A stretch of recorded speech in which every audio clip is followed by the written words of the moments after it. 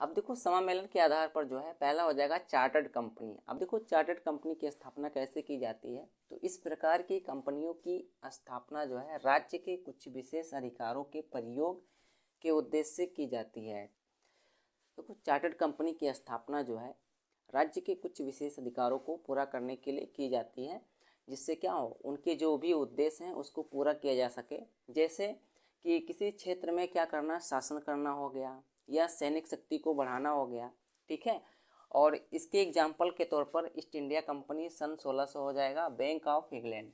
अब देखो भारत में चार्टर्ड कंपनी की स्थापना अब प्रेजेंट टाइम पर नहीं होती है, ठीक है, ये पहले समय में होती थी। दूसरा हो जाएगा वैधानिक कंपनी। जिस अब देखो इस प्रकार की कंपनियों की स्थापना के लिए देश की संसद या राज्य विधानसभा में एक्ट पारित किया जाता है। वैधानिक कंपनी की स्थापना करने के लिए क्या होता है, विधानसभा में या संसद भवन में एक एक्ट पास होता है, और जब सबकी सहमति हो जाती है तो वैधानिक कंपनी की स्थापना होती है। और ऐसे प्रत्येक कंपनी के लिए अलग अलग अधिनियम पारित करना आवश्यक है, ठीक है।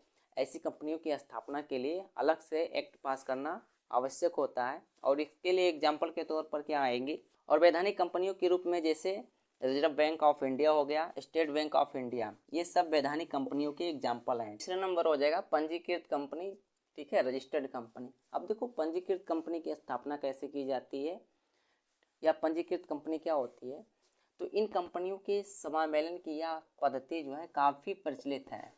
मतलब पंजीकृत कंपनी जो है प्रेजेंट टाइम पे सबसे ज़्यादा चल रही है, और ऐसी कंपनियां भारतीय कंपनी अधिनियम 2013 या इससे पूर्व किसी भी अधिनियम के अंतर्गत पंजीकृत होनी चाहिए।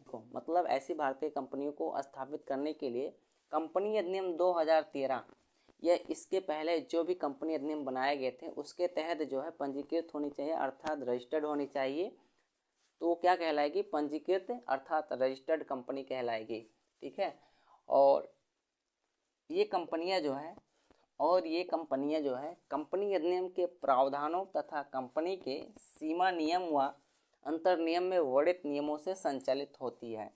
अब देखो पंजीकृत कंपनियों का संचालन कैसे करते हैं, तो इनका संचालन जो है कंपनी अधिनियम के लिए जो प्रावधान किए गए हैं, प्रोविजन किए गए हैं, ठीक है, और कंपनी के सीमा नियम व अंतर नियम में जो भी नियम रूल बनाए गए हैं उसके तहत इन कंपनियों को अर्थात पंजीकृत कंपनियों का संचालन किया जाता है।